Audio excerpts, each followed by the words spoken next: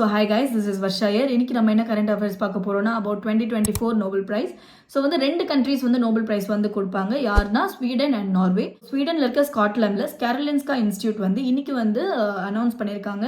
அதாவது ரெண்டு பேருக்கு வந்து இந்த ஃபீல்ட் ஆஃப் ஃபிசியாலஜி ஆர் மெடிசனில் வந்து நோபல் பிரைஸ் வந்து கொடுக்குறாங்க. ஸோ யார் அந்த ரெண்டு பேர் அப்படின்னா Victor Ambros and Gary Ruvkun. So இவங்க ரெண்டு பேருக்கும் ஏன் கொடுக்குறாங்கன்னா for the discovery of micro RNA and its role in post transcription gene regulation.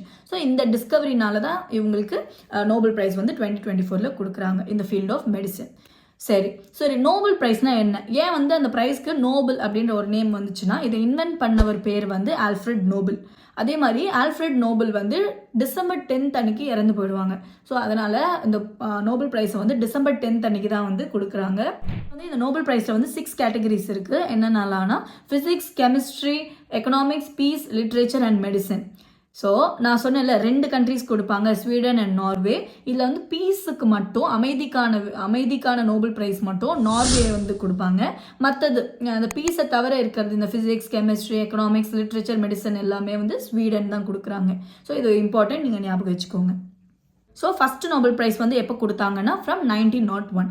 So உங்களுக்கான கொஷின் என்னென்னா இந்தியாவில் ஃபஸ்ட்டு ஒருத்தர் நோபல் ப்ரைஸ் வந்து வாங்கியிருக்காங்க. இந்த ஃபீல்ட் ஆஃப் லிட்ரேச்சரில் வாங்கியிருக்காங்க. அவர் வந்து ஒரு புக் எழுதியிருக்காரு. It is called as Gitanjali.